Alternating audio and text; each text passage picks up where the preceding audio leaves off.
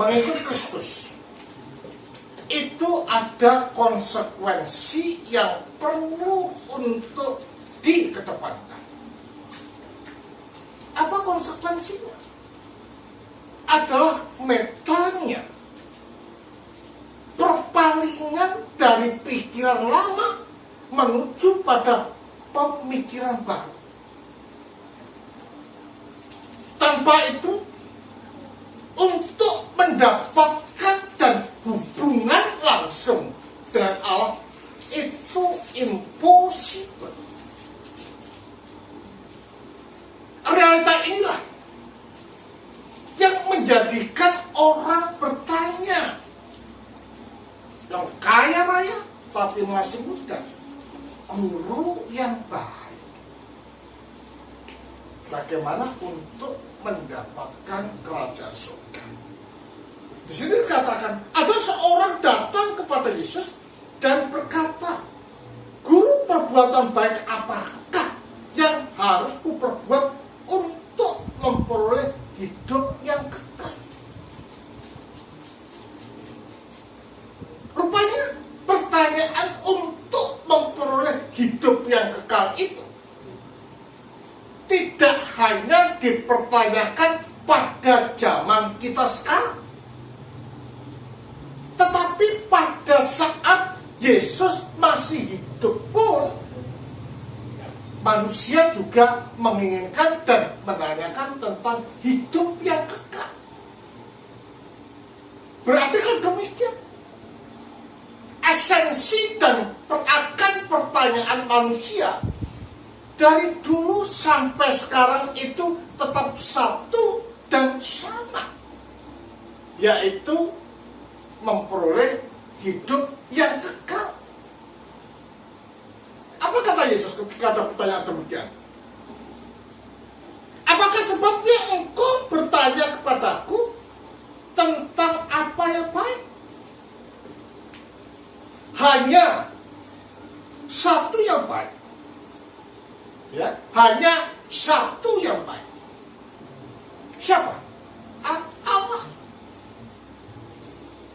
Dari sini kita dapat melihat bahwa di mata Allah, setelah manusia itu menggunakan kehendak bebas secara salah, tidak ada satu manusia pun yang benar. Tidak ada satu manusia pun yang suci. Tidak ada satu manusia pun yang murni di hadapan Allah. Semua cacat dan melenceng. Makanya kata hamartia di sini muncul, melenceng dari sasaran.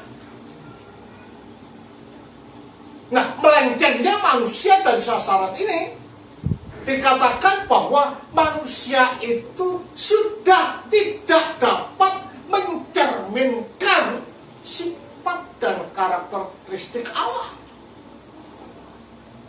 Apalagi kalau ada orang mengatakan total depravity atau kebejatan total.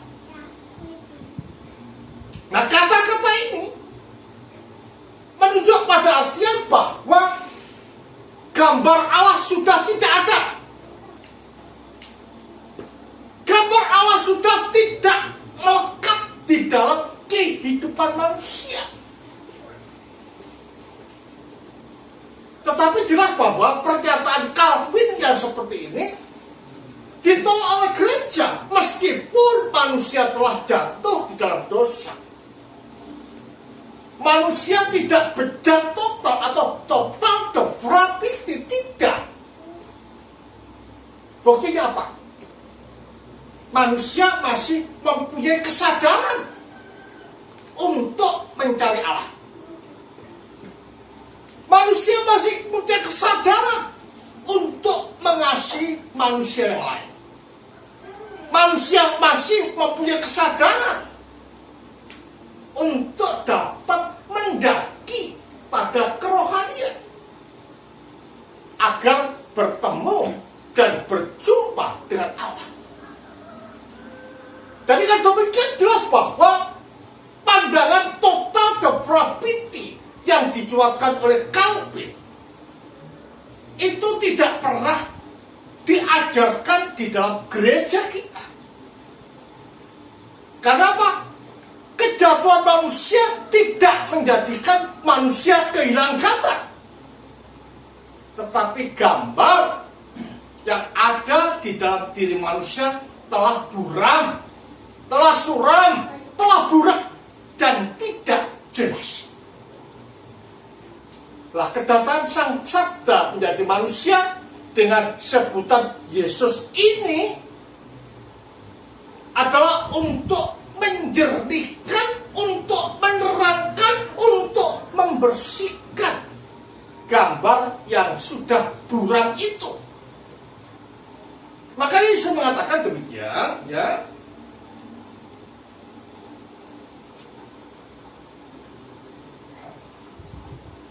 Tetapi jika engkau ingin masuk ke dalam hidup, turutilah segala perintah Allah. Jadi kalau demikian, untuk mendapatkan hidup, untuk mendapatkan pencerahan, apa yang dikatakan? Turutilah segala perintah Allah. Apa perintah Allah di sini? Adalah kata orang itu kepadanya, perintah yang mana? Sombong amat anak muda ini. Perintah yang mana? Kata-kata ini menunjuk pada artian bahwa orang muda ini yang kaya merasa sudah melakukan segala sesuatu yang diperintahkan oleh Allah. Sekaligus dia menempatkan dirinya sebagai orang yang suci, sebagai orang yang mulia, sebagai orang yang murni, sebagai orang yang tanpa cacat di hadapan Allah. Makanya dia mengatakan perintah yang mana? Apa kata Yesus? Jangan membunuh, jangan berzina, jangan mencuri, jangan mengucapkan saksi dusta. Hormatilah ayahmu dan ibumu, kasihlah sesama manusia seperti diri sendiri. Ya, dari sini kita dapat memeta. Pertama adalah Allah, yang kedua adalah manusia. Dan itu merupakan kesimpulan daripada Taurat. Ya, kesimpulan daripada Taurat menghormati Allah dan manusia. Lah kalau kita tarik ke belakang atau maju, kesimpulannya adalah ditemukan di dalam siapa? Pribadi Yesus Kristus yang adalah Sang Theantropik, Allah manusia. Maka dikatakan bahwa Taurat itu adalah merupakan jembatan untuk menyambut datangnya Sang Sabda dengan sebutan Yesus Kristus. Supaya apa? Manusia itu mendapatkan hidup. Sang Sabda jadi manusia supaya manusia dapat menjadi seperti Allah. Itu kata Athanasius. Sang Sabda direndahkan agar manusia ditinggikan. Dari sini kita dapat melihat bahwa kedatangan Sang Sabda menjadi manusia adalah untuk mengangkat harkat martabat manusia, yang adalah image of the image, gambar daripada sang gambar. Ketika diperhadapkan seperti itu dan suruh menjual harta bendanya dan mengikut Yesus, apa yang terjadi? Loyolah orang kaya ini. Jadi yang demikian jelas bahwa apa yang dikatakan bahwa aku telah melakukan semuanya itu hanya pada Bible, bukan terimplementasi di dalam hidup yang nyata. Dan ini terjadi sering di dalam kehidupan kita. Ya, kita mengatakan sudah ibadah, kenal dengan Allah, tetapi tidak cinta dengan Allah. Ya, kita katakan bahwa kita mengenal Allah, tetapi tidak mengimplementasikan dengan kasih terhadap sesama manusia. Bagaimana kita dapat dikatakan mengenal Allah, sementara dengan yang tidak nampak kita tidak bisa memperhatikan, tidak bisa mengasihi, tidak bisa memperhatikan? Karena apa? Karena kehidupan manusia adalah kehidupan yang merefleksikan hubungan Allah di dalam dirinya sendiri. Mengasihi manusia adalah merupakan bentuk bahwa kita ini adalah gambar Allah, atau dapat dikatakan image of the image. Nah, orang yang tidak mau berbagi pada orang lain dikatakan sulit masuk di dalam kerajaan apa? Surga. Lebih mudah seekor unta masuk ke lubang jarum. Artinya apa? Artinya bahwa di dalam kehidupan kita sebagai manusia harus berbagi, harus mengasihi, harus memperhatikan orang lain, dan harus juga menganggap orang lain atau wajah orang lain seperti wajah kita sendiri. Karena apa? Karena kalau kita tidak seperti itu, maka kita seperti orang kaya yang sulit memasuki kerajaan surga. Berarti kalau demikian, kehidupan orang percaya ini adalah kehidupan yang berbagi. Kehidupan orang percaya adalah kehidupan yang melihat wajah orang lain seperti wajahnya sendiri. Artinya apa? Artinya manusia tidak bisa terlepas dari manusia yang lain. Nah, ini adalah merupakan suatu bukti nyata bahwa kebangkitan Kristus dari antara orang mati ini adalah untuk menyatukan kembali kita dengan Allah.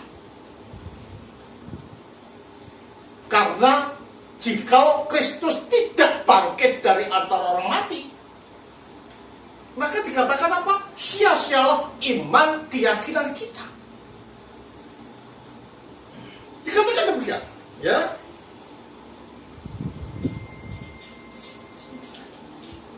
Jikalau engkau hendak sempurna, pergilah jualah seluruh milikmu dan berikanlah itu kepada orang-orang miskin, maka engkau akan beroleh harta di surga.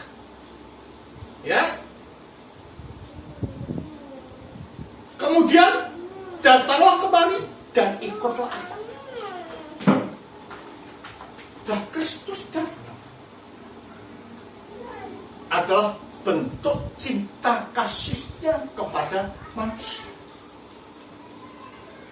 Nah, kalau kita dikatakan sebagai image of the image, gambar daripada sang gambar, siapa? Sang Firman. Maka sifat dan karakteristik Kristus itu harus terimplementasi, terwujud, dan terjemahkan di dalam kehidupan kita dengan bentuk mengasihi orang lain seperti halnya diri kita sendiri. Dengan demikian, gambar yang ada di dalam diri kita itu nampak. Karena apa? Kalau dikatakan manusia tanpa manusia yang lain, itu sebagian daripada manusia. Karena manusia yang utuh adalah persekutuan di antara pribadi-pribadi manusia. Dan itulah yang dinamakan dengan individual, atau dikatakan manusia yang utuh, lengkap, dan menyuruh. Dan itu terjadi di dalam siapa? Di dalam pribadi siapa? Sang Sabda yang menjelma. Makanya Yesus katakan sang manusia, anthropos. Disinilah letaknya bahwa agar kita dijadikan sebagai anthropos melalui penyatu tunggalan, maka kita harus mengimplementasikan sifat dan karakteristik Kristus di dalam kehidupan kita. Ya, mengasihi, memperhatikan orang lain, rendah hati, tahan merintah, setia, dan lain sebagainya. Itu harus terjemahkan di dalam kehidupan kita. Agar supaya apa? Agar supaya kita bisa memperoleh kehidupan kekal, yaitu menyatu dengan Kristus, masuk dalam kehidupan Kristus melalui apa? Sakramen. Jadi sakramen di dalam gereja adalah merupakan alat di mana kita bisa masuk di dalam kehidupan Kristus itu sendiri. Dan kita dikatakan sebagai Allah dalam huruf kecil atau Kristus kecil. Dan itulah sasaran di dalam kehidupan kita, yaitu tak bercacat di hadapan Allah. Sebagai suatu prinsip dalam kehidupan kita, saudara, bertobatlah dan jadikan sifat Kristus itu menjadi sifat kita. Apapun yang terjadi, tetap menegakkan kebenaran dan hidup dalam kebenaran. Karena Kristus, di mana kita menaruh hidup kehidupan kita, adalah sang kebenaran. Tetaplah hidup dan suci di hadapan Allah, supaya kita mendapatkan hidup kekal bersama-sama Allah melalui pribadi sang Sabda menjelma. Kemuliaan bagi Sang Bapa, Sang Putra, serta Sang Roh Kudus. Amin. Amin.